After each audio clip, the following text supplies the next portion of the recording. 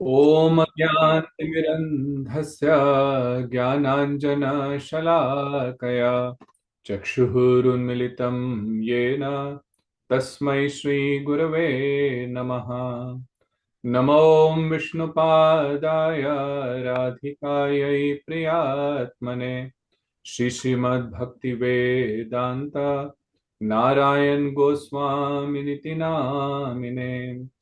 श्री कृष्ण लीला कथने सुदक्षम औदार्य माधुर्य गुणैशयुक्तम वरम वरेण्यम पुरुषम महांतम श्री नारायणं त्वं शिरसा नमामि। त्रिदंडिनां भक्तशिरोमणिं च श्रीकृष्ण पादाब्ज धृतये हृदि चैतन्य लीलामृतसार सारम नारायणं त्वं सततं प्रपद्ये। वाञ्छाकल्पतरुभ्यश्च कृपा सिन्धुभ्य एव च पतितानां पावनेभ्यो वैष्णवेभ्यो नमो नमः। नमो महावदन्याय कृष्ण प्रेम प्रदायते कृष्णाय कृष्ण चैतन्याय नाम्ने गौरत्वसे नमः। हे कृष्ण करुणा सिंधु दीनबंधु जगतपते गोपेश गोपिका कांता राधा कांत नमस्तुते। श्याम सुंदर शिखंड शेखर स्मेरहास मुरली मनोहर राधिका रसिक माम कृपा निधे स्वप्रिया चरण किंकरीं कुरु।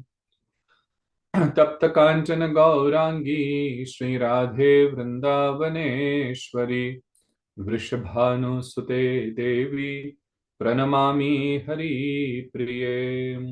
तवैवास्मि न जीवामि त्वया विना इति विज्ञाय राधे तन्नय माम चरनन्तिके। भक्त्या विहीनापराधलक्षै क्षिप्ताश्च कामादितरङ्गमध्यै कृपामयि त्वं शरणं प्रपन्ना वृंदे नमस्ते चरणारविंदम। जय श्री कृष्ण चैतन्य प्रभु नित्यानंद श्री अद्वैत गदाधर श्रीवासादि गौर भक्त वृंद। हरे कृष्णा कृष्ण कृष्णा हरे हरे हरे राम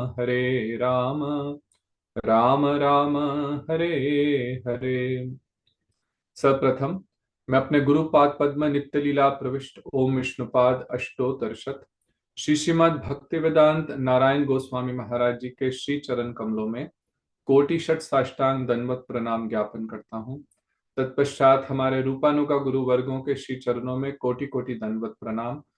भक्ति विनोद ठाकुर श्री सच्चिदानंद ठाकुर भक्ति विनोद जी के श्री चरणों में कोटि कोटि दंडवत प्रणाम, जिनकी अहेतु की कृपा से यह जैव धर्म नामक विलक्षण ग्रंथ हमें प्राप्त हुआ है, और सभी भक्तों को मेरा यथा योग्य प्रणाम। तो श्री गुरु गौरांग की कृपा से हमने जैव धर्म के 4 अध्याय पूर्ण किए। ये हम लोग जैव धर्म का जो पहला कोर्स कर रहे हैं, इसमें जैव धर्म के प्रथम खंड पहले खंड में 6 अध्यायों को ले रहे हैं। तो जैव धर्म में जैसा आप जानते हैं 3 खंड हैं, और उसमें जो प्रथम खंड है वो नित्य और नैमित्तिक धर्म के विषय में भक्ति विनोद ठाकुर बहुत ही सुंदर रूप से समझा रहे हैं। तो पहले 6 अध्याय हम लोग कर रहे हैं, उसमें से 4 पूरे हुए। आज हम लोग 5वां अध्याय प्रारंभ करेंगे। 5वां अध्याय प्रारंभ करने से पहले जैसे हम लोग करते हैं, जब एक अध्याय समाप्त होता है, एक छोटा सा क्विज, जिससे कि जो उसमें मेन कॉन्सेप्ट्स थे पिछले अध्याय में वो हम लोग समझ सकें। पिछले अध्याय में लाहाड़ी महाशय जी ने वैष्णव दास जी से बहुत अलग अलग प्रश्न पूछे, और उन प्रश्नों से कई सिद्धांत हम लोगों को क्लियर हुए। तो एक बार हम एक छोटा सा क्विज यहाँ पे कर रहे हैं, आप लोग अपने स्क्रीन पे इसे देख पाएंगे। और जो लोग फोन से ज्वाइन किया है, तो आप लोग उसमें भी आप देखेंगे कि व्यू का बटन आएगा, तो आप उसके माध्यम से इस क्विज को देख सकते हैं। बहुत सरल 5 प्रश्न हैं। आप लोग इनको उत्तर देने का प्रयत्न करें और फिर हम इनको डिस्कस करेंगे और फिर 5वां अध्याय प्रारंभ करेंगे।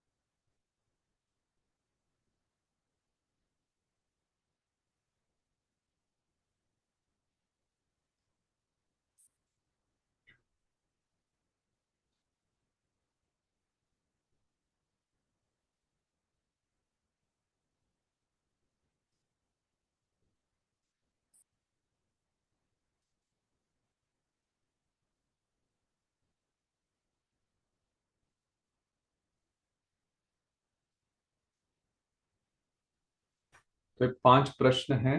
अभी 1-2 मिनट और सब लीजिए इन प्रश्नों का, फिर हम लोग उत्तर डिस्कस करेंगे।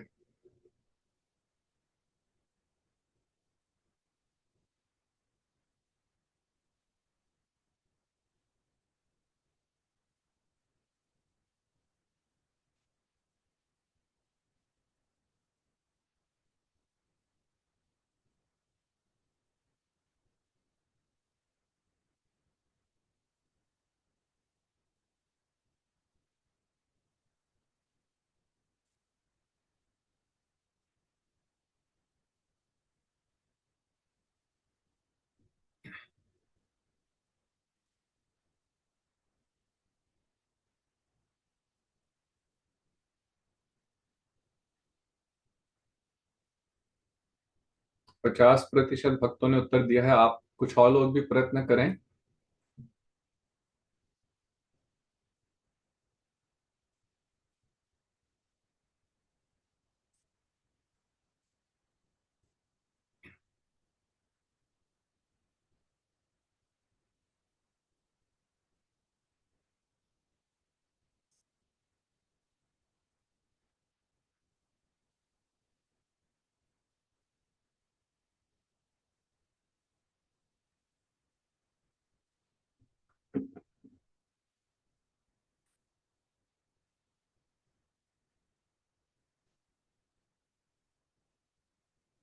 तो चलिए ठीक है, यहाँ पे अब हम लोग इसको बंद करते हैं और जो इसका सही उत्तर है उनको हम लोग डिस्कस करते हैं। तो आशा है आप सब लोग अपने स्क्रीन पे देख पा रहे होंगे।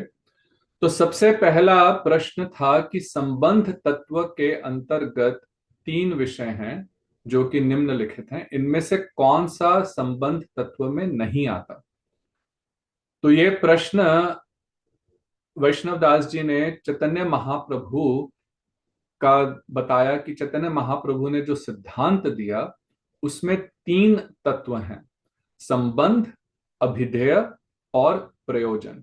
और संबंध के विषय में समझाते हुए उन्होंने कहा उसमें 3 तत्व समझने हैं। उसमें है माया तत्व, जीव तत्व और भगवत तत्व। अर्थात माया का जीव से क्या संबंध है, जीव का भगवान से क्या संबंध है और भगवान का माया से क्या संबंध है। जो ब्रह्म तत्व है, क्योंकि वे भगवत्ता की अपूर्ण अपूर्ण प्रकाश है। भगवान का ही हम लोगों ने जैसे डिस्कस किया था कि भगवान का ही जो चिन्मय प्रकाश है वही ब्रह्म तत्व है। लेकिन जो ब्रह्म तत्व है वह संपूर्ण नहीं है, वह निराकार है, निर्गुण है। इसलिए उसके साथ हमारा जीव का नित्य संबंध नहीं है ना। तो यहाँ पे जो 3 तत्व हैं वो है माया, जीव एवं भगवत। अब दूसरा प्रश्न था, क्योंकि परम तत्व असीमित है इसलिए उसका रूप नहीं है, वह निराकार है। और ये कंफ्यूजन अधिकतर लोगों को होती है। लाहिड़ी महाशय ने भी यह प्रश्न पूछा कि जब भगवान असीमित हैं, सर्वत्र वे विद्यमान हैं, तो फिर उनका रूप कैसे संभव है। तो वहां पे वैष्णव दास जी ने कैमरा कहाँ से सूर्य बंद का करे उदाहरण थे? लेकर के समझाया। हम लोगों ने भी कई हम्म। उदाहरणों से इसको समझा, तो विशेष करके सूर्य का उदाहरण लेकर के, कि सूर्य का एक रूप है, लेकिन फिर भी वे अपने प्रकाश के रूप ये में, मेरा। अपनी ऊर्जा के रूप में वे सर्वत्र विद्यमान है। तो यहाँ पे भगवान श्री कृष्ण, उनका एक बहुत सुंदर सुंदर रूप है, रसमय उनका स्वरूप है, नव यौवन स्वरूप है, परंतु फिर भी वे अपनी शक्तियों के माध्यम से संपूर्ण सृष्टि के एक एक कण में विद्यमान है। तो इसका सही उत्तर है कि भगवान निराकार नहीं है, वे सगुण साकार हैं। इसके बाद अगला प्रश्न था कि अनुदित विवेक वे जीव हैं जिनमें परमार्थ की चेष्टा नहीं होती। तो उन्होंने बद्ध जीवों के विषय में बताया था कि दो प्रकार के जीव हैं, उदित विवेक और अनुदित विवेक। तो उदित का अर्थ होता है जैसे सूर्य उदय होता है, जिसका विवेक जागृत हो गया है। और यहाँ पे उन्होंने विवेक के समय बताया, विवेक का अर्थ क्या होता है कि ठीक और गलत के बीच में हम लोग डिफरेंशिएट कर सकें, हम लोग समझ सकें कि क्या चीज ठीक है, क्या गलत है ना।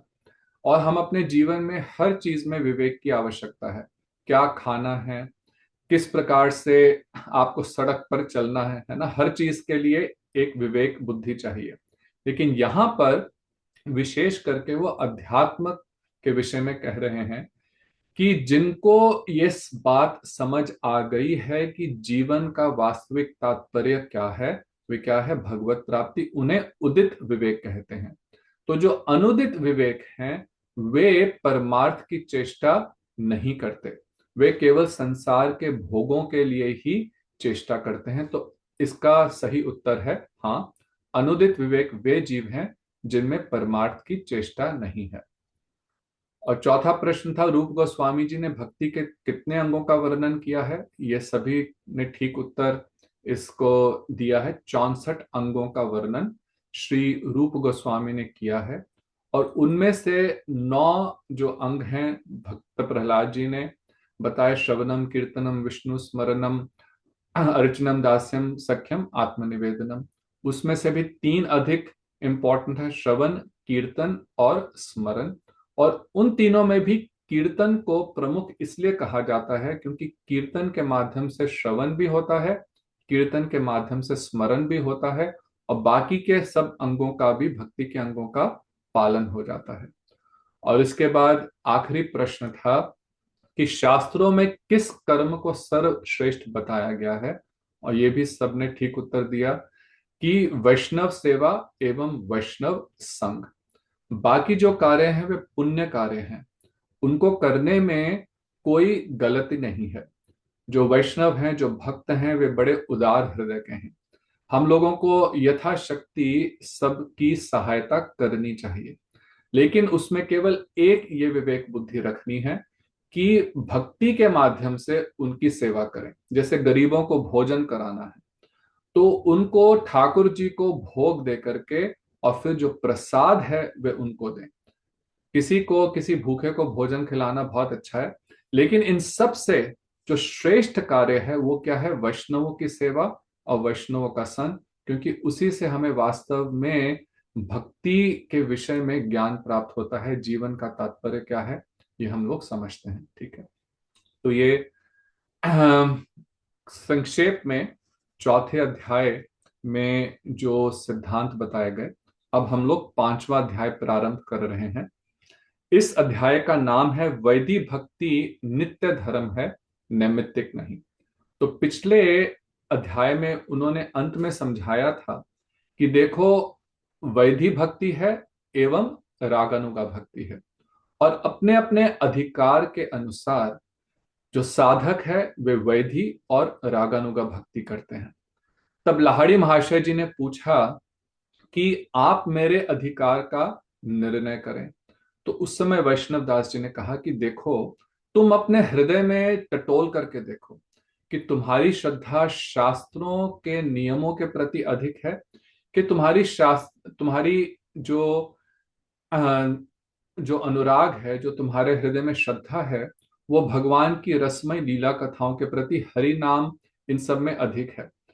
तो उन्होंने कहा कि मैं समझता हूं कि शास्त्रों के अनुसार यदि कार्य किया जाए तो वो श्रेष्ठ है, लेकिन मेरी हरि भजन में भी रुचि हो रही है कि भजन के द्वारा मैं अध्यात्म में उन्नति कर सकता हूं। तो उन्होंने कहा कि तुम्हारा जो अधिकार है वो क्या है, अभी वैदिक भक्ति।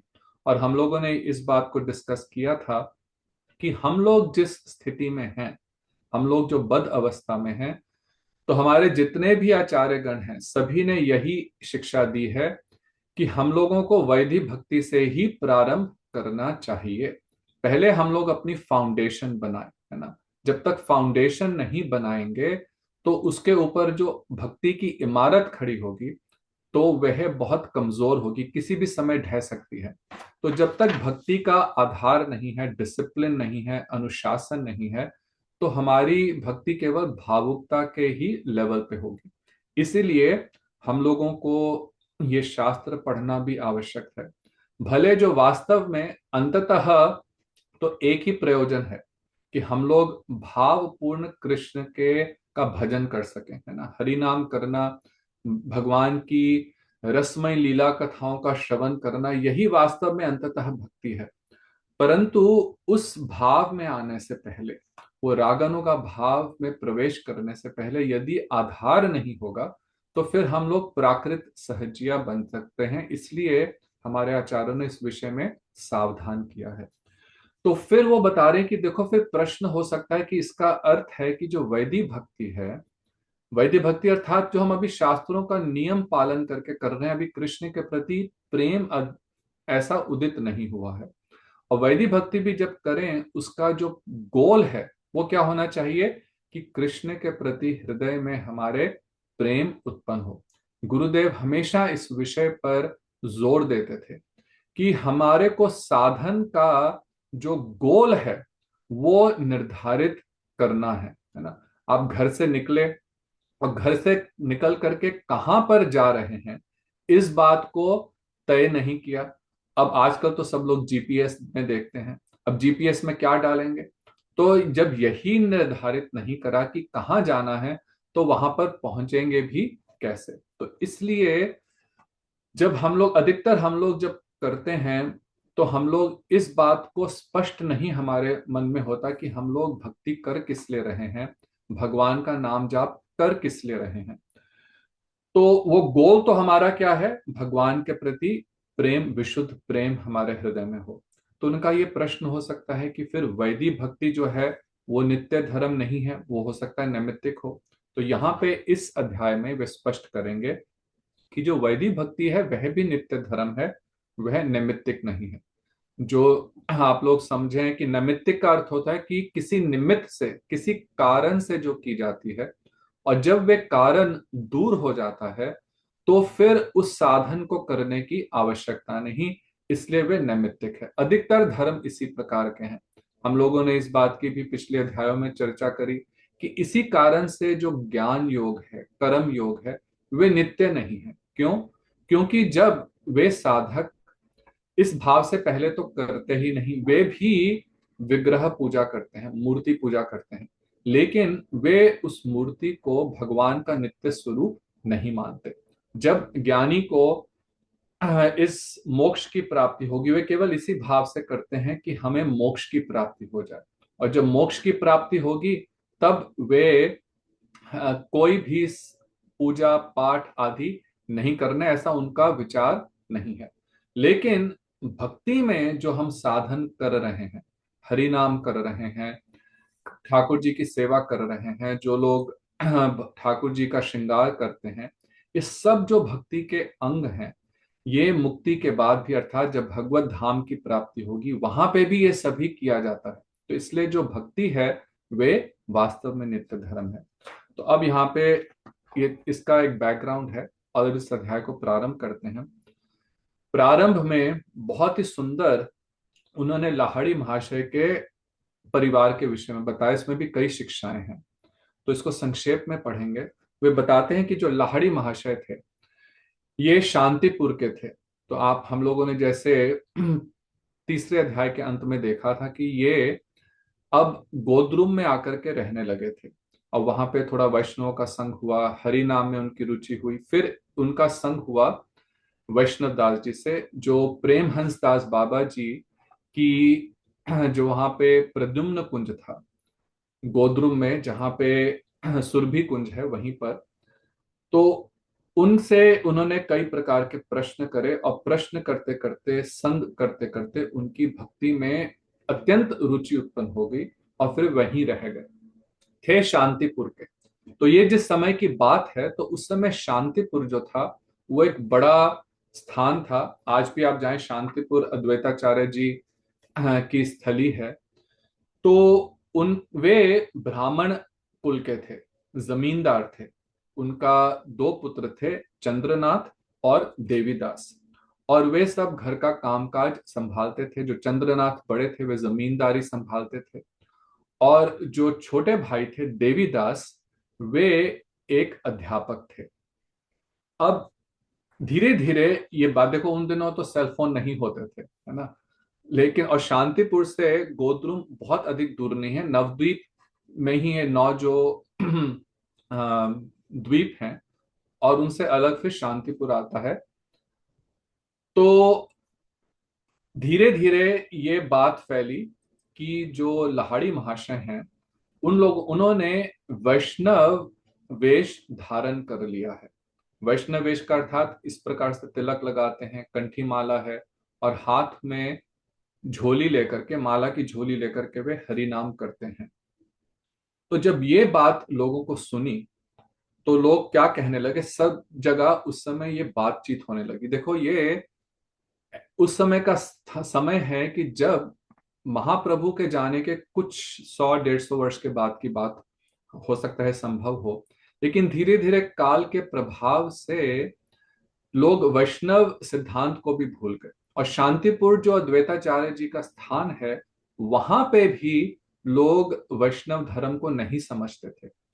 और उस समय भारत में जो कास्ट सिस्टम है उसकी ही प्रधानता थी। तो अब वो लोग सब ये सब चर्चा करने लगे, बोले कि बुढ़ा सठिया गया है, इतने दिनों तक भले आदमी की तरह रहकर अब पागल हो गया है। तो देखो, जब भक्ति में कोई आता है ना, तो हो सकता है आप में से भी कईयों का ऐसा अनुभव हुआ हो। जब भक्ति में कोई, विशेष करके हम लोग के गौड़िया संप्रदाय में, जब भक्तों के संग से किसी की रुचि उत्पन्न होती है, भक्तों के संग से फिर हरि नाम करने लगते हैं, तिलक लगाने लगते हैं, तो घर परिवार के और समाज के लोग कई बार इससे थोड़े से ना समझने के कारण वे कई बार कई प्रकार की बातें करते हैं। घर के लोग परेशान हो जाते हैं कि ये तो व्यक्ति घर बार छोड़ करके चला जाएगा, ये कोई उम्र है। आप किसी भी उम्र में करें, देखो लाहिड़ी महाशय तो युवा नहीं थे, वे कुछ प्रौढ़ वृद्ध अवस्था के थे। दो उनके पुत्र थे, एक जो था वो तो 35 वर्ष के, यहाँ पे लिखा है 35 वर्ष का था, तो बड़ी उम्र के थे, 60 के करीब होंगे। लेकिन तब भी लोग क्या कह रहे हैं कि ये बुढ़ा सठिया गया है। तो समाज तो ऐसा है कि आप किसी भी समय भक्ति राज्य में प्रवेश करने का प्रयत्न करें, छोटी उम्र में करें, युवा अवस्था में करें, तब लोग कहते हैं कि ये कोई उम्र है भक्ति करने की, जब बड़े हो जाओगे, अभी तो अपना कैरियर बनाओ, अभी तो अपने परिवार को देखो, जब बड़ी उम्र हो जाएगी तब ये सब करना, है ना। तो देखो, भक्ति हम लोगों को जिस समय भी भक्तों का संग मिले, जब भी समझ आए तभी से प्रारंभ करनी है। भक्त प्रहलाद कहते हैं, कौमारम आचरित प्रज्ञान धर्मान भागवतान इह, कि कुमार अवस्था से ही हमें इस धर्म का पालन करना प्रारंभ कर देना चाहिए। क्यों? क्योंकि क्या निश्चय है कि हम लोग 100 वर्ष 50 वर्ष इतनी उम्र भी हमारी होगी। तो इसलिए भक्त तो समझ आता है वैष्णवों के संग से, लेकिन बाकी के समाज के लोग इस बात को नहीं समझ पाते। तो अब सब लोग नाना प्रकार की बातें करने लगे कि देखो, ऐसा घर में क्या उनके कमी थी। वो बहुत धनाढ्य परिवार के थे, अमीर परिवार के हैं, कोई घर में किसी चीज की कमी नहीं थी, सब प्रकार का सुख था। लेकिन उन्होंने कहा कि ऐसा क्या कारण था, क्या दुख था कि उन्होंने ये वैष्णव भेष ले लिया। तो ऐसा भी कई लोग कहते हैं कि ये लोग संसार में रहना नहीं चाहते, ये लोग जो हैं वे एस्केपिज्म इंग्लिश में कहते हैं ना, तो अपनी ड्यूटीज को पूरा नहीं करना चाहते, इसलिए वे लोग भक्त बन गए हैं, या किसी दुख के कारण। देखो ऐसा नहीं है, हो सकता है कि किसी दुख के निवारण के लिए हम लोग मंदिर गए, वहां से भक्तों का संग हुआ, लेकिन अंततः अधिकतर लोग जो भक्ति में आते हैं वो इस बात को समझ करके आते हैं कि जीवन का तात्पर्य केवल भोग विलास ही नहीं है। जब भक्तों के संग से ये बात समझ आ जाती है तो वो भक्ति में उनकी रुचि उत्पन्न होती है। लेकिन पुनः जो समाज के लोग हैं वे इस बात को नहीं समझ पाते। वे कह रहे हैं कि देखो उनकी अब कैसी दुर्गति है। लेकिन कुछ लोग तो उनकी निंदा कर रहे थे, लेकिन कुछ लोग जो समझते थे वे उन्होंने ये भी कहा कि नो, वे बड़े पुण्य आत्मा हैं, संसार में सब कुछ है फिर भी अंत समय में हरि नाम में प्रेम हो गया है ना। देखो ये वास्तव में तो यही हमारे जीवन की सार्थकता है कि हम लोग इस शरीर को छोड़ने से पहले हमें भक्ति में प्रवेश प्राप्त हो जाए, है ना। तो यदि प्रवेश प्राप्त हो गया तो फिर अगले जन्म में हम वहीं से उन्नति करते रहेंगे। तो अगर ये पूरा जन्म बीत गया और हमें भक्ति के विषय में कुछ भी ज्ञान प्राप्त नहीं हुआ, भक्तों का संग नहीं हुआ, तो वास्तव में पूरा जन्म जो है यह व्यर्थ ही गया। फिर पता नहीं कितनी योनियों में भटक करके हम पुनः इस मनुष्य जीवन को प्राप्त करेंगे। तो इसलिए हम लोग इस बात में पूर्ण विश्वास रखें कि जो हमें प्राप्त हुआ है यह ऐसी निधि है जो कि बहुत ही सौभाग्य से प्राप्त होती है, और जो अब प्राप्त हो गया है उसे किसी भी रूप में खोना नहीं, भले दुनिया के लोग कुछ भी कहें। हाँ, परंतु साथ ही साथ उनके साथ विरोध भी नहीं करना। यही आगे देखेंगे कि किस प्रकार से लाहिड़ी महाशय अपने पुत्र के साथ व्यवहार करते हैं, उसमें बहुत सुंदर शिक्षा है। तो अब जो छोटे भाई थे वे अपने बड़े भाई के पास गए, देवीदास जी चंद्रनाथ के पास गए और बोले कि भैया, सुनने में आ रहा है कि हमारे पिताजी वैष्णव वेश उन्होंने धारण कर लिया है और इस कारण से हमारी बहुत बदनामी हो रही है ना। तो ये भी लोगों को डर होता है कि दुनिया के लोग क्या कहेंगे कि हमारे घर में कोई व्यक्ति है जो वैष्णव बन गया है। अब वे सब, कई वो संसार में तो लोगों को खाना पीना उठना बैठना अब वो नहीं करेगा। कल भी हम लोग सत्संग में थे, इस बात को हम लोग कई समय तक चर्चा करते रहे। तो ऐसा होता है, कई लोग इस बात को अनुभव करते हैं। और उन लोगों ने कहा, वो देखो कह रहे हैं कि हम लोग अद्वैत प्रभु के वंश का अनादर करते आ रहे हैं, अब अपने ही घर में क्या हुआ। देखो ऐसी स्थिति उस समय थी। शांतिपुर अद्वैताचार्य जी का स्थान है, जो स्वयं महाविष्णु हैं। उन्हीं की प्रार्थना से श्री चैतन्य महाप्रभु इस जगत में आए। लेकिन ये ब्राह्मण उस समय के वे अद्वैताचार्य जी की और गौड़िया वैष्णवों की भी निंदा करते थे। तो कह रहे हैं कि हम तो अनादर करते आ रहे हैं क्योंकि लोग ब्राह्मण हैं, अपने वो ब्राह्मण नत्व को समझते थे कि हम लोगों को ये जन्म से ही प्राप्त है और हम लोग सर्वश्रेष्ठ हैं। तो वे लोग अद्वैताचार्य जी की, उनके वंश की भी और गौड़िया वैष्णव का भी अनादर करते थे। वो कह रहे हैं कि देखो अब क्या हुआ कि हमारे ही घर में जो हमारे पिताजी थे, जो घर के हेड हैं, वही क्या हुए, उन्होंने ही इस वैष्णव धर्म को अपना लिया है। तो अब उन्होंने कहा ये हमें जाकर के अपनी माता जी को बताना चाहिए, जो लाहिड़ी महाशय जी की पत्नी है। उनके पास गए और खाने के समय, उस समय उन्होंने उनसे बात करी। तो जो उनकी मैया थी वे बोलती हैं कि देखो मैं भी ने भी इस बात को सुना है। कहाँ पे सुना है? वे कहती हैं कि कि मैं भी जब गई थी गंगा जी के तट पर, तो वहां पर बड़े गोसाई की वधू ने कहा कि आपके पति का बड़ा मंगल हुआ है, उन्होंने वैष्णवों में खूब सम्मान पाया है। तो ये सुनकर के अब देवीदास ने तनिक जोर से कहा, सम्मान पाया है कि हमारा सिर? तो देखिए किस प्रकार से क्रोधित हो रहे हैं, है ना। कई बार इस प्रकार का हम लोगों को भी अनुभव होता है घर परिवार में या समाज में। यदि हम लोगों को समझाने की प्रयत्न करते हैं तो लोग इस विषय को समझ नहीं पाते। तो कह रहे हैं कि सम्मान क्या पाया है। इस बुढ़ापे में घर पर रहकर हम लोगों की सेवा ग्रहण करते, अब नाना जाति के कौपीन धारियों का जूठा खाकर हम लोगों के उच्च वंश में कलंक लगाने पर तुले हुए हैं। तो वही समाज की स्थिति ऐसे थी कि ब्राह्मण अपने को जन्म के आधार पर सर्वश्रेष्ठ मानते थे और वे वैष्णवों को नीच दृष्टि से देखते थे। जब भक्तिविनोद ठाकुर आए उस समय की भी यही स्थिति थी।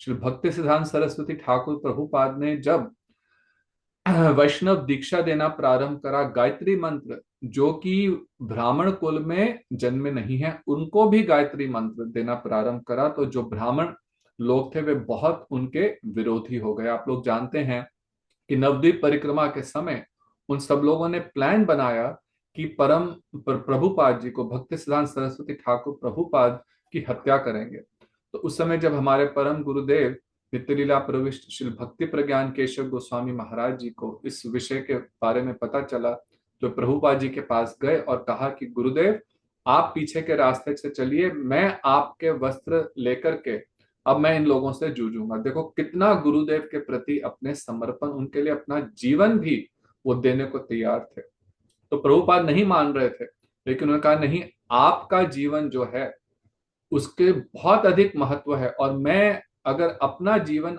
आपके लिए दे सकूं तो इससे बढ़कर के मेरे लिए क्या होगा।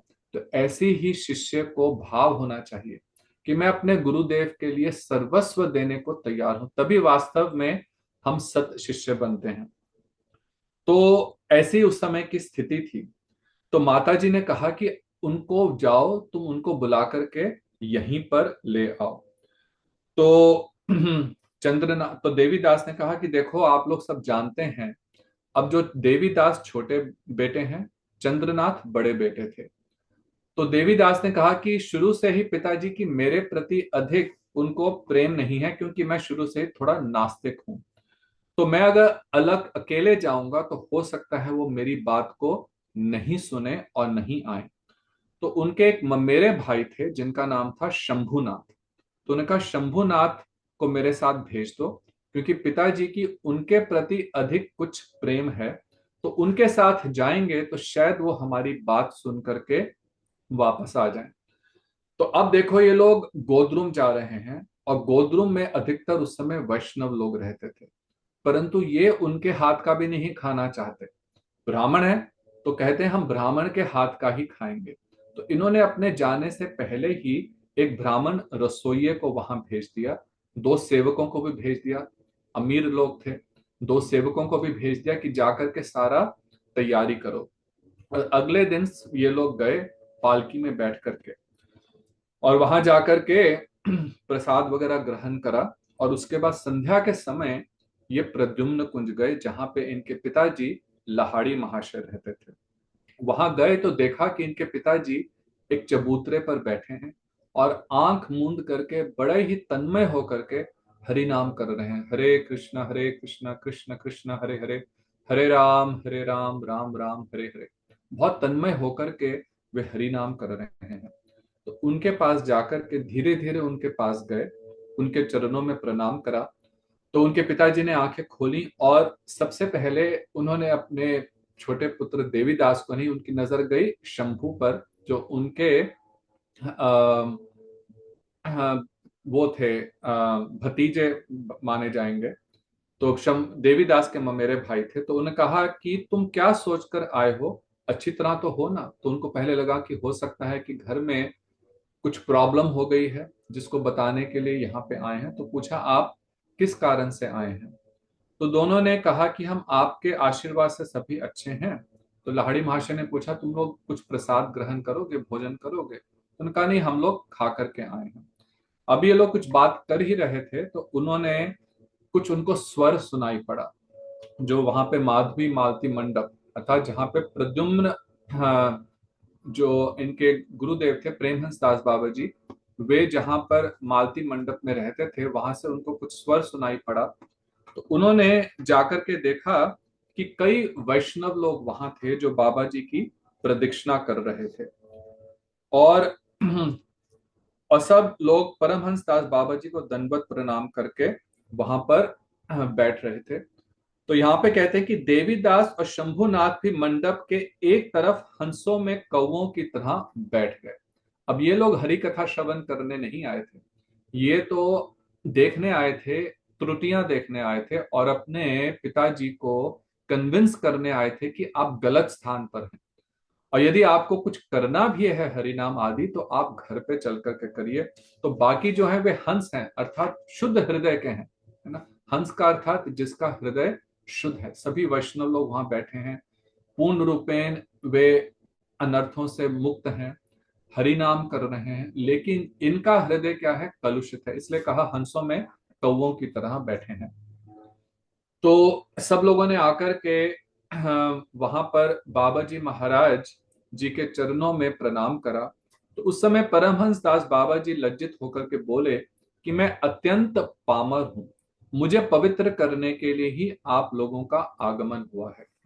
तो ये भक्त का एक लक्षण है कि वे अपने को हर समय दीनहीन मानते हैं।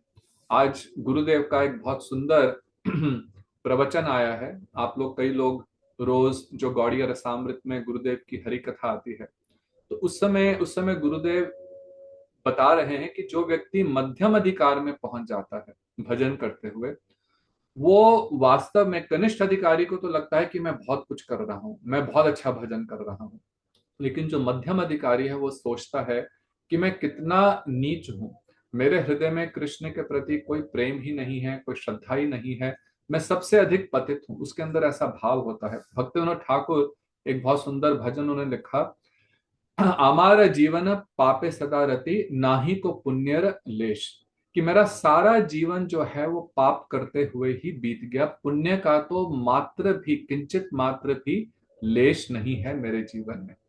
और वो वास्तव में इस भाव से लिख रहे हैं। देखो, उत्तम महाभागवत है, भगवान के नित्य परिकर हैं, कितने सुंदर सुंदर उन्होंने ग्रंथ लिखे, कितनी सुंदर सुंदर प्रार्थनाएं लिखी।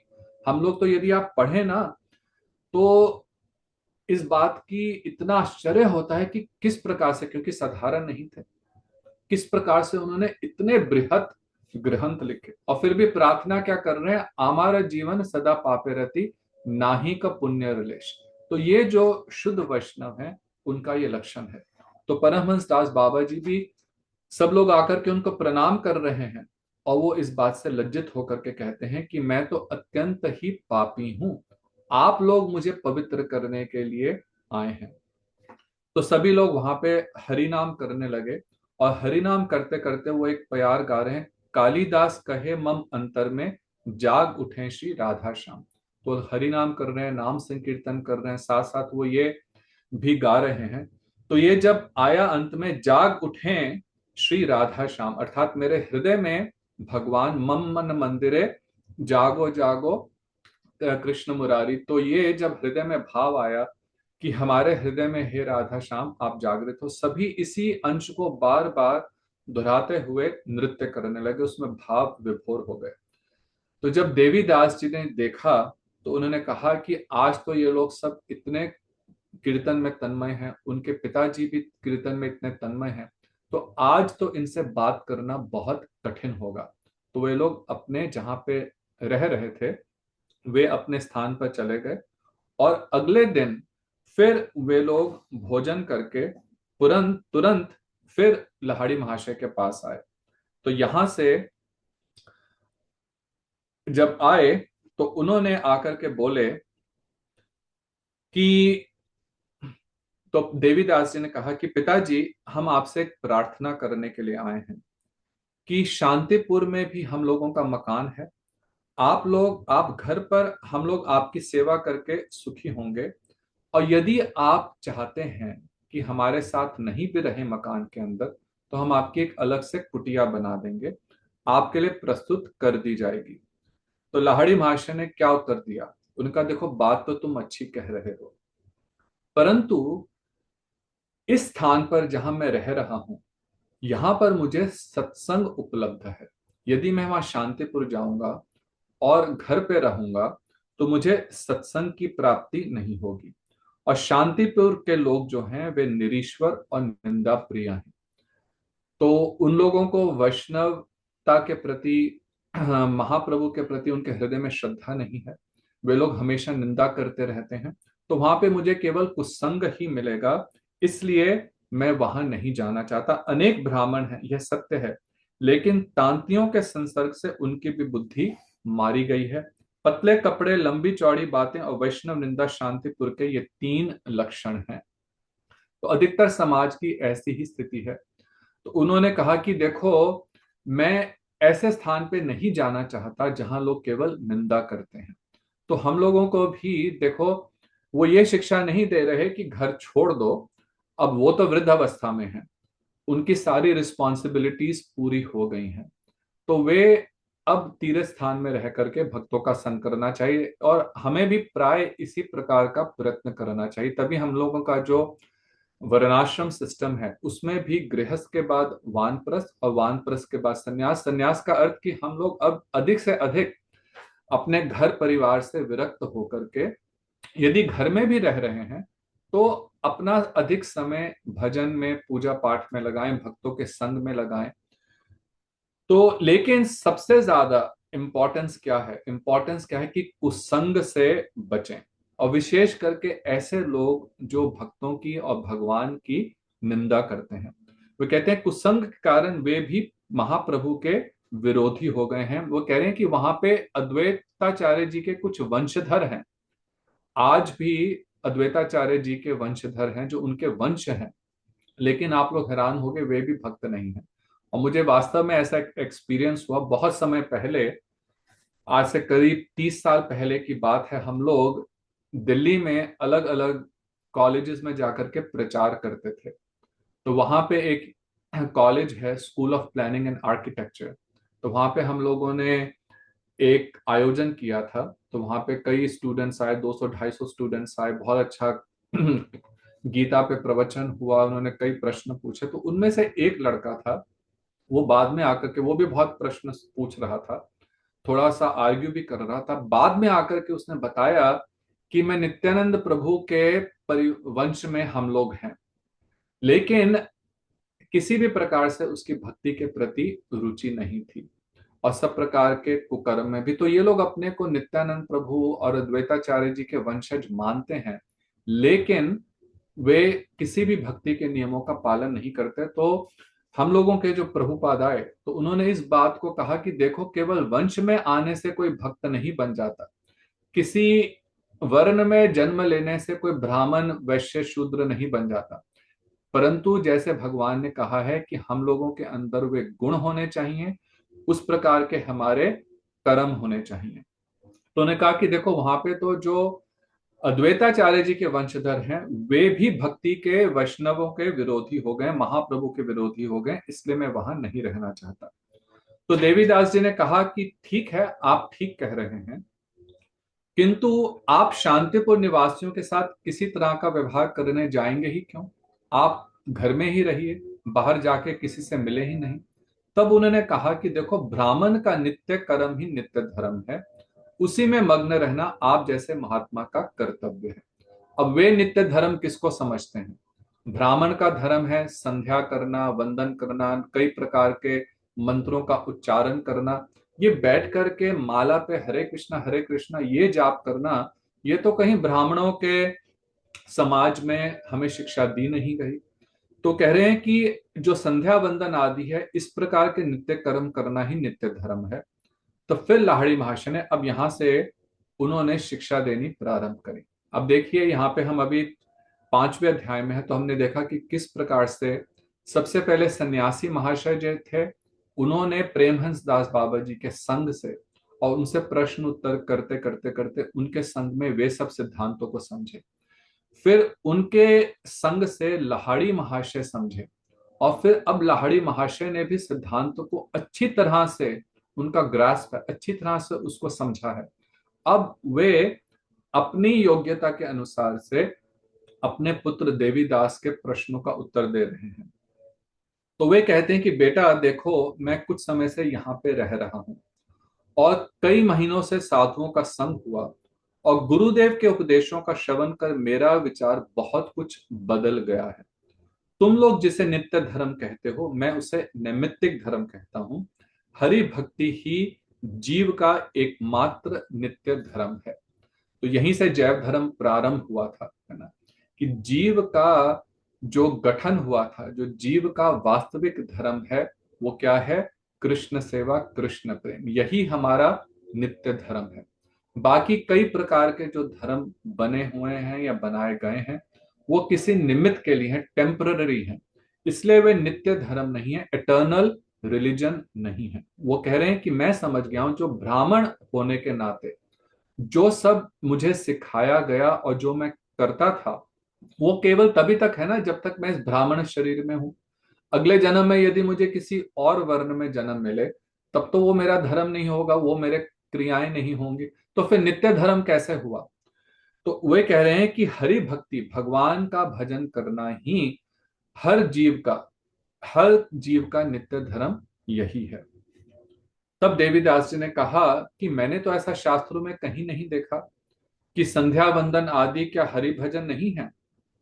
यदि हरि भजन है तो वे भी नित्य धर्म हुए। तो कह रहे हैं कि देखो, हम लोग जो ब्राह्मण करते हैं, जो हम अपनी संध्या करते हैं, जो हम अपने मंत्रों का जाप करते हैं, वंदन आदि करते हैं, तो वे भी तो हरि भजन ही है।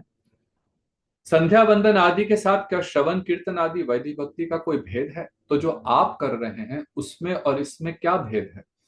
तब लहाड़ी महाशय ने कहा कि देखो बेटा, कर्म कांड की संध्या वंदन आदि और वैदिक भक्ति में विशेष अंतर है। क्या अंतर है? और इसी बात को समझना बहुत आवश्यक है। वो कहते हैं कि देखो, कर्म कांड में संध्या वंदन आदि का अनुष्ठान मुक्ति लाभ करने के लिए होता है।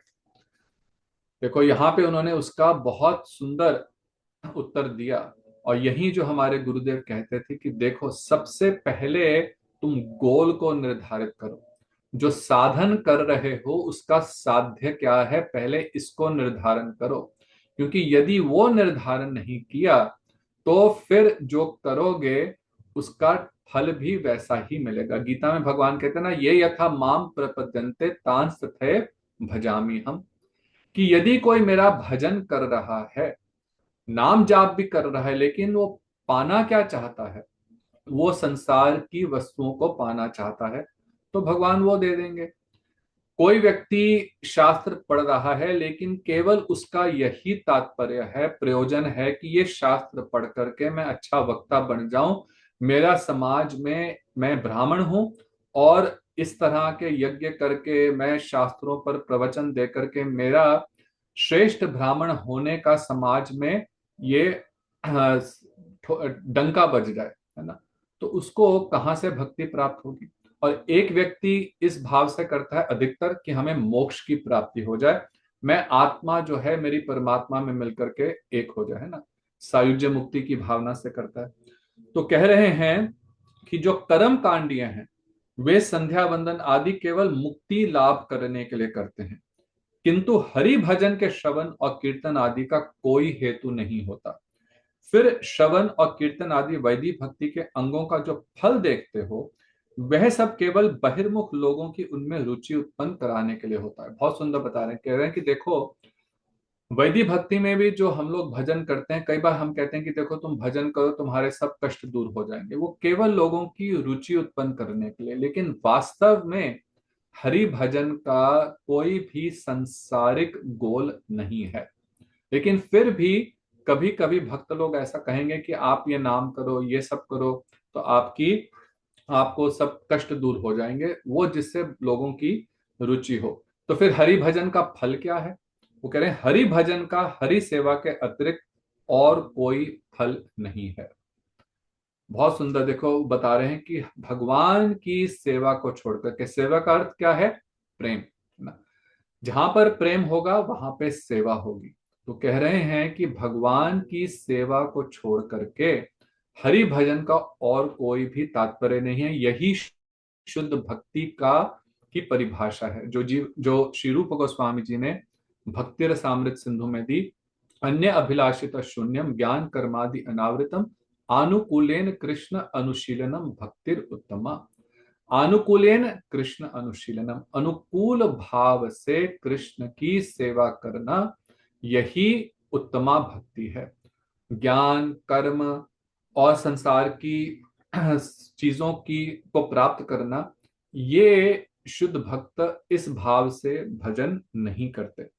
हरि भजन में प्रेम उत्पन्न करना ही वैद अंगों का मुख्य फल है।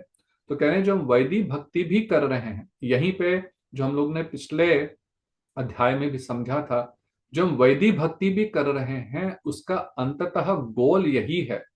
गोल यही है कि कृष्ण के प्रति हृदय में अनुराग उत्पन्न हो, हरि भजन में प्रेम उत्पन्न हो, और सेवा ही सेवा का फल है ना। जितनी हम सेवा करें और सेवा करने की रुचि और अधिक उत्पन्न होती है भगवान के, देखो तभी सेवा होगी ना जब भगवान के प्रति प्रेम उत्पन्न होगा।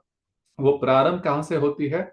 वो वैष्णवों की सेवा करने से। ये हम लोगों ने पिछली बार भी डिस्कस करा था, गुरु हरि वैष्णव, तीन की सेवा, और उन्हीं की सेवा करते करते भगवान की सेवा के प्रति भी हमारे हृदय में रुचि उत्पन्न होगी।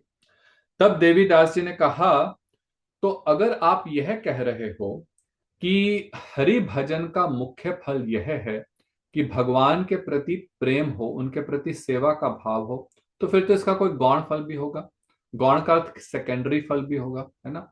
अगर किसी चीज का प्राइमरी फल है, उसका मुख्य फल है, तो उसका कोई सेकेंडरी फल भी होगा, तो वो क्या है? तो अब वो बताते हैं कि साधकों के भेद के अनुसार गौण फल होते हैं। वैष्णवों का साधन भक्ति केवल सिद्ध भक्ति को उदय करने के लिए है। तो कह रहे हैं हाँ ठीक बात है कि जैसे जैसे साधक का भाव है, वही जो गीता में भगवान कहते हैं कि ये यथा माम प्रपद्यन्ते तां तथैव भजामि हम। जो साधक जिस भाव से करता है, कई लोग केवल गौण मतलब कि मुख्य फल जो है कृष्ण प्रेम के लिए भजन नहीं करते, वो और संसार की इतने दुख हैं, इतने कष्ट हैं, उनके निवारण के लिए करते हैं। तो कह रहे हैं कि जो वैष्णव हैं वो तो केवल सिद्ध भक्ति को उदय कराने के लिए करते हैं। सिद्ध भक्ति अर्थात भगवान के प्रति हृदय में राग उत्पन्न हो, उस भक्ति को उदित कराने के लिए, अपने स्वरूप सिद्धि के लिए केवल इसी भाव से करते हैं। लेकिन जो अवैष्णव भी उन्हीं अंगों का पालन करते हैं, किंतु उनका पालन करने के दो प्रधान उद्देश्य हैं। वे क्या हैं? भोग और भुक्ति, भोग और मोक्ष। और यदि आप लोग को याद हो, हम लोगों ने इस विषय को पिछले अध्यायों में समझा था, जब वैष्णव दास जी ने तीसरे अध्याय में वो बताया था उन्होंने कि दो प्रकार के वैष्णव धर्म हैं, एक शुद्ध वैष्णव धर्म और एक विध वैष्णव धर्म। विध का अर्थ जहां पे कुछ अशुद्धि है, कुछ एडल्टरेशन है। तो वहां पे उन्होंने बताया था कि वे जो ज्ञान मार्ग से भगवान को प्राप्त करते हैं, करने का प्रयत्न करते हैं, और जिनकी जो रुचि है वे किन में है? वे भगवान के निराकार रूप में है। वे भी कीर्तन करते हैं, वे भी नाम भी करते हैं, वे भी मूर्तियों की पूजा भी करते हैं। हम लोगों ने उस समय देखा था, उन्होंने कहा था पंच उपासना करते हैं, पांच देवों की उपासना करते हैं, विष्णु, गणेश, शिव जी, देवी, और गणेश, शिव जी, विष्णु, और पांचवे कौन में से है? शिव, गणेश, विष्णु, देवी, और एक पांचवे मैं भी भूल रहा हूं इस समय, सूर्य। सूर्य, सूर्य की उपासना करते हैं। तो ये पंच उपासना करते हैं, तो वे भी उपासना करते हैं, लेकिन उनका भाव क्या है? वे भी राधा कृष्ण का भी भजन करते हैं, लेकिन वे केवल इसको माध्यम ले रहे हैं अपने मन को फोकस करने के लिए। लेकिन उनका गोल क्या है कि मुझे परमात्मा में, उस परम तत्व में मिलकर के एक होना है। तो कह रहे हैं वो हो गया मोक्ष। और जो दूसरे प्रकार के हैं, जो कर्म योग के माध्यम से जो ध्यान लगाते हैं, और उनकी इच्छा क्या है? वे केवल भोग प्राप्त करना चाहते हैं। तो कह रहे हैं कि साधन क्रिया के आकार में कोई भेद नहीं देखा जाता, अर्थात उनकी क्रिया में कोई भेद नहीं देखा जाता। वे भी पूजा कर रहे हैं, हम भी पूजा कर रहे हैं, वो भी नाम कर रहे हैं, हम भी नाम कर रहे हैं, वो भी यज्ञ करते हैं, हम भी यज्ञ करते हैं। तो क्रिया में तो कोई भेद नहीं है, लेकिन उनकी निष्ठा में भेद है, जिस भाव से कर रहे हैं उसमें भेद है। तो कर्मांग में कृष्ण पूजा द्वारा चित्त शोधन और मुक्ति अथवा रोग शांति या पार्थिव फल पाया जाता है। तो कह रहे हैं कि वो जो कर्म कांड के हिसाब से करते हैं, वो भगवान की पूजा करते हैं, कुछ उनको चित्त की शुद्धि होती है, वे रोगों की शांति के लिए करते हैं या संसार के किसी फल को प्राप्त करने के लिए करते हैं। भक्ति के अंग रूप में वही कृष्ण पूजा केवल कृष्ण नाम में प्रेम उत्पन्न कराती है। तो भक्त भी कृष्ण नाम कर रहे हैं, लेकिन उनका भाव क्या है, भगवान की प्रेम की प्राप्ति, तो वो केवल उसी भाव से करते हैं, वही उनको प्राप्त होता है। अब वो कहते हैं देखो एकादशी व्रत भी करते हैं, संसार के लोग, कर्मी लोग भी एकादशी व्रत रखते हैं, भक्त लोग भी एकादशी व्रत रखते हैं, तो क्रिया तो वही है, क्रिया में कोई अंतर नहीं है, लेकिन वो एकादशी व्रत इसलिए रखते हैं कि सब पाप नष्ट हो जाए। लेकिन भक्त एकादशी व्रत क्या रखते हैं, माधव तिथि भक्ति जननी यतने पालन करी। भक्ति विनोद ठाकुर इस भजन में बहुत सुंदर बता रहे हैं कि माधव तिथि है भक्ति जननी, ये भक्ति को देने वाली है, भक्ति की जननी है। तो इसलिए भक्त लोग केवल इसी भाव से कि इससे हमें भक्ति की प्राप्ति हो। जब अम्बरीश महाराज ने एकादशी व्रत रखा था, उस समय दुर्वासा जी आए और उन्होंने कहा कि मैं नहा करके आता हूं, अब पारण का समय निकल रहा है।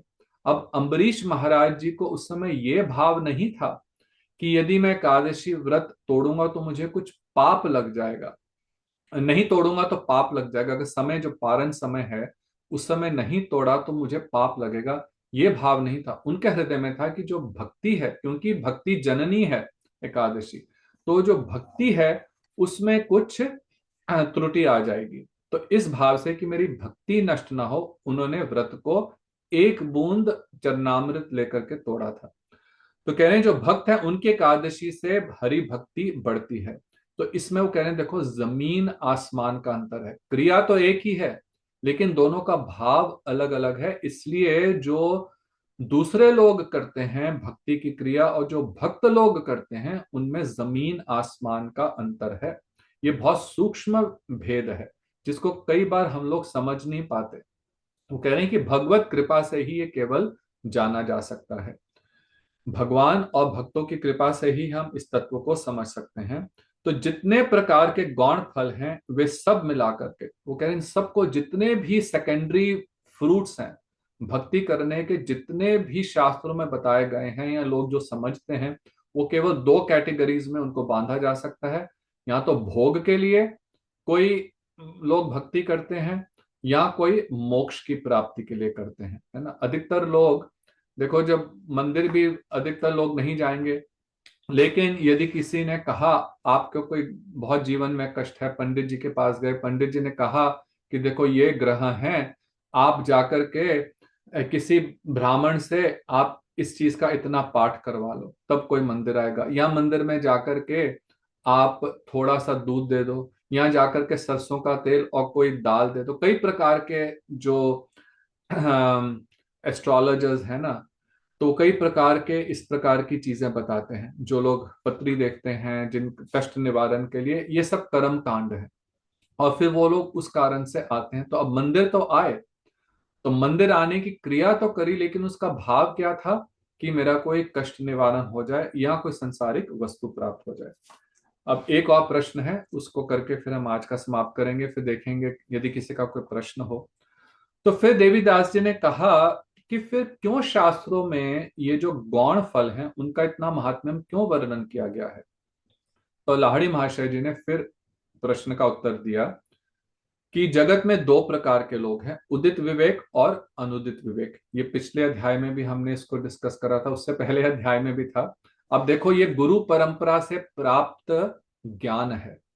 जो ज्ञान सन्यासी महाशय जी ने प्राप्त करा अपने गुरु प्रेमहंस दास बाबा जी से, लाहिड़ी महाशय जी ने उनसे प्राप्त करा, जिनका नाम अब वैष्णव दास हो गया है। सन्यास वेश उन्होंने त्याग करके, जो उन्होंने मायावादी सन्यास का वेश त्याग करके उन्होंने वैष्णव वेश धारण करा। तो वही ज्ञान अब वो आगे दे रहे हैं। तो यही है एवं परंपरा प्राप्तम, परंपरा से यह शुद्ध ज्ञान प्राप्त होता है। तो अब वही बात वो अपने बेटे देवीदास को समझा रहे हैं कि देखो, दो प्रकार के लोग होते हैं, वे जिनका विवेक अध्यात्म के विषय में उदित हो गया है, और वे जिनका विवेक उदित नहीं हुआ है। वो कह रहे हैं जिनका विवेक उदित नहीं हुआ है, वे फल, जब तक उन्हें ये नहीं पता चले कि इस काम को करने से मुझे कोई फल की प्राप्ति होगी, तब तक वो नहीं करेंगे, है ना। यदि हम किसी को अभी, जिसको जो कोई जानता ही नहीं इस बात को कि कृष्ण कौन है, मैं कौन हूं, जीव का भगवान से संबंध क्या है, इस बात का ज्ञान ही नहीं है, उसको आपको कहो कि तुम बैठ करके बस हरि नाम करो, कहीं भी इससे करने से क्या प्राप्त होगा। क्योंकि हम लोगों का इसी प्रकार क्या माइंड की रचना है कि जब तक हमें किसी काम को करने से उससे हमें क्या फल प्राप्त होगा, जब तक नहीं पता होगा तो हम नहीं करेंगे। अब फल ये हो सकता है कि आपको कुछ धन मिलेगा, है ना। ऑफिस जाते हैं, यदि ऑफिस का में आपको कहें कि आप आके काम करो लेकिन आपको तनख्वाह नहीं मिली जाएगी, तो कोई भी नहीं जाएगा। आप अपने घर में किसी को कुछ काम करने के लिए बुलाएं कि भैया मेरा नलका खराब हो गया, इसको ठीक कर दो, ठीक तो कर दो, लेकिन ये तुम्हारी सेवा है, इससे मैं कुछ दूंगा नहीं। वो कहेगा भाई साहब मैं नहीं आता आपका ठीक करने के लिए। तो फल की इच्छा, अब फल की इच्छा ये भी हो सकती है कि कुछ सुख प्राप्ति हो, है ना। आप मूवी देखने जाते हैं, अब क्या इच्छा से जाते हैं कि उससे कुछ सुख की प्राप्ति होगी। तो कोई भी क्रिया जो है, कोई भी कार्य हम बिना फल की इच्छा से नहीं करते। वो जो कौन व्यक्ति हैं जो अनुदित विवेक हैं, जिनका भी विवेक जागृत नहीं हुआ है, कोई भी सत्कर्म भी नहीं करेंगे। तो उन लोगों के लिए ये गौण जो अ, फल है, भक्ति का सर्वश्रेष्ठ फल क्या है, कृष्ण प्रेम। लेकिन जो दूसरे फल हैं कि तुम्हारे जीवन में शांति आ जाएगी, ये तुम्हारा काम बन जाएगा, बेटे की शादी हो जाएगी, कई प्रकार के जो गौण फल हैं, उनको शास्त्रों में इसीलिए बताया गया कि इनको देख करके, इनके आकर्षण से लोग एटलीस्ट कुछ तो करना प्रारंभ करेंगे। येन केन प्रकारेण, कुछ ना कुछ करके लोगों को भक्ति में लाने के लिए भगवान ने कृपा करके इस प्रकार का शास्त्रों में वर्णन है। तो देखिए, कई बार लोग इस प्रकार की आपत्ति करते हैं कि देखो हिंदू धर्म में तो कई प्रकार की चीजें बताई गई हैं, इसमें ऐसा है वो है। उस सब का कारण है क्यों, क्योंकि लोग अलग अलग लेवल पे हैं, अलग अलग अधिकार के हैं। कह रहे हैं कि यहाँ पे, अब बहुत सुंदर बोलते हैं कि शास्त्र का यह तात्पर्य नहीं कि वे गौण फलों से संतुष्ट रहें।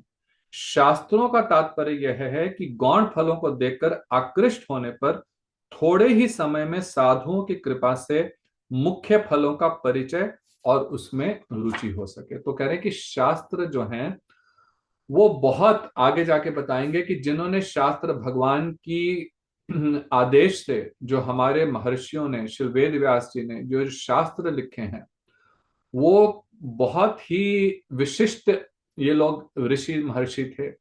किसी कारण से उन्होंने इस प्रकार से लिखे हैं कि लोगों को आकर्षण हो, आकर्षण होकर के वो धीरे धीरे जब करने लगेंगे, फिर उनका भक्तों के साथ संग होगा, और भक्तों के संग से फिर उनको वास्तव में शास्त्रों का क्या तात्पर्य है वे समझ में आएगा। हम भी जैसे प्रचार करते हैं, प्रचार करने के टाइम कई बार हम लोग गीता को कह करके नहीं बोलेंगे, कहेंगे कि स्ट्रेस मैनेजमेंट के लिए ये हम लोग एक सेमिनार कर रहे हैं।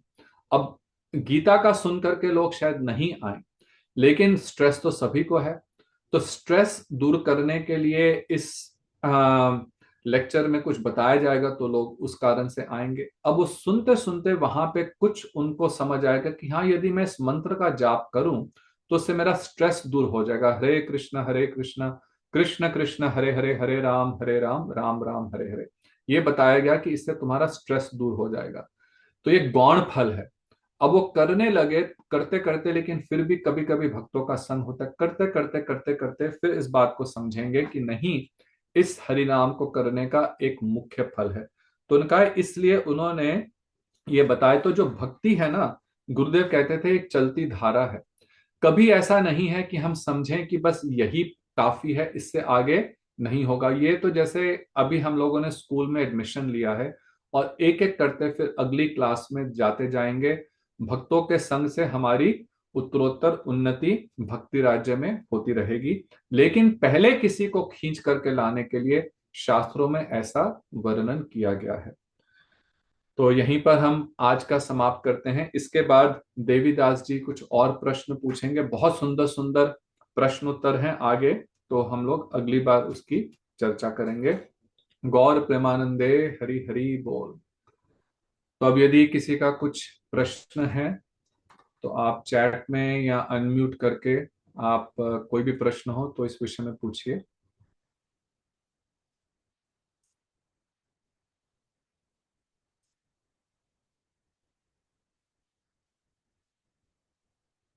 हाँ जी, रमा देवी जी। हरे कृष्ण प्रभु जी, दंडवत प्रणाम। धन्यवाद दीदी। प्रभु जी, आपने जैसे बताया दो प्रकार के वैष्णव धर्म, तो प्रभु जी थोड़ा सा, एक तो शुद्ध वैष्णव धर्म और जो दूसरा आपने बताया जो विष्णु गणेश शिव देवी और सूर्य की उपासना करते हैं और भोग और मोक्ष के लिए भक्ति करते हैं, तो प्रभु जी वो ब्रह्मवादी हुए। हाँ, तो उसमें दो, दूसरा है विद वैष्णव धर्म। ये पिछले अध्याय में बहुत डिटेल में समझाया था, पिछले दो अध्यायों में। तो विद वैष्णव धर्म, विद का अर्थ होता है कि जहां पे कुछ अशुद्धि है, तो उसमें उन्होंने दो बताए। एक जो ब्राह्म प्रवृत्ति के हैं, अर्थात जो निर्विशेष निराकार ब्रह्म की उपासना करते हैं और वो मुक्ति के भाव से करते हैं, तो ये एक हुए। और दूसरे जो अपने हृदय स्थित परमात्मा की और उनको कर्मों को फलों का अर्पित करने के भाव से और वो कर्म योग के माध्यम से करते हैं, उनकी इच्छा केवल संसार के बंधन से मुक्त होने के लिए है। तो उनको बताया कर्मविद वैष्णव धर्म। तो वो भी जो कर्म करते हैं, जो भी वो भक्ति के देखने में लगता है कि वो उस प्रकार की उपासना कर रहे हैं, परंतु उनका भी तात्पर्य केवल अपने दुखों का निवारण है। तो ये लोग या तो भोग की इच्छा से अथवा मोक्ष की इच्छा से भक्ति जैसी क्रियाएं करते हैं, तो इसलिए इसको शुद्ध वैष्णव धर्म नहीं कहा उन्होंने। जी प्रभु जी, धन्यवाद प्रभु जी। हरे कृष्ण। हरे कृष्ण। हाँ जी, राधिका दीदी। हरे कृष्णा गुरु जी, दंडवत प्रणाम। धन्यवाद। गुरु जी, जैसे आप बता रहे हो कि 5वीं क्लास है, तो 4 क्लास हो गई, उसमें हम नहीं थे, तो उसका लिंक वगैरह कुछ मिल जाएगा? हाँ, तो आप हमारे व्हाट्सएप ग्रुप में हैं क्या? गुरु जी, मुझे तो नहीं पता, मैं तो इसमें हूँ, राम क्लास है जो ये अच्छा अच्छा, जो एक व्हाट्सएप ग्रुप में तो आप एक भक्ति कुटीर, या तो आप अपना नंबर मुझे दे दीजिए। आपके पास मेरा व्हाट्सएप नंबर है तो मैं नंबर यहाँ पे अपना चैट में लिखता हूँ, तो आप उस नंबर पे हाँ जी मैसेज प्रभु जी, अपना भेजिएगा तो मैं अपना उसमें आपको फिर ऐड कर देंगे। तो ये सारी की सारी, असल में 5वां अध्याय क्लासेस तो हमारी बहुत हो चुकी हैं, हम लोग सितंबर से कर रहे हैं। तो उसमें 4 अध्याय हम लोग के करीब तो 16 के करीब क्लासेस हो चुकी हैं। तो वो सब एक यूट्यूब चैनल है भक्ति कुटीर, तो उसके ऊपर सारी पहली वाली जो क्लासेस हैं, पहले अध्याय से लेकर के चौथे अध्याय तक, वो सब उसके ऊपर हैं। तो आप जी इस प्रभु। नंबर पे मुझे मैसेज भेजिएगा और फिर मैं आपको हाँ जी, वो लिंक भेज दूंगा। जी प्रभु जी। हरे कृष्णा गुरु जी। हरे कृष्णा। तो हमारी हिंदी की क्लास हर सैटरडे इसी समय होती है और इंग्लिश की क्लास होती है संडे को अमेरिका के टाइम के हिसाब से शाम के समय, और वो सोमवार को इंडिया में सुबह का समय होता है। तो हिंदी और इंग्लिश दोनों में होती है। ठीक है, और किसी का प्रश्न है? चलिए, यदि आपका बाद में भी कोई प्रश्न हो तो आप व्हाट्सएप के माध्यम से भेज सकते हैं। ठीक है। अगले संडे, अगले शनिवार हम लोग क्लास नहीं करेंगे, और उसके बाद हम लोग नेक्स्ट क्लास जो करेंगे वो हम लोगों की होगी 3 जनवरी को। तो मैं एक बार आप सबको मैसेज भी भेज दूंगा, तो 3 जनवरी को हम लोग अगली क्लास करेंगे और इस 5वें अध्याय को आगे बढ़ेंगे। ठीक है। गौर प्रेमानंदे, हरि हरि बोल। जय जय श्री राधे, जय जय श्री राधे, जय जय श्री राधे। जय श्री गुरुदेव। हरे कृष्णा प्रभु जी, दंडवत प्रणाम। धन्यवाद।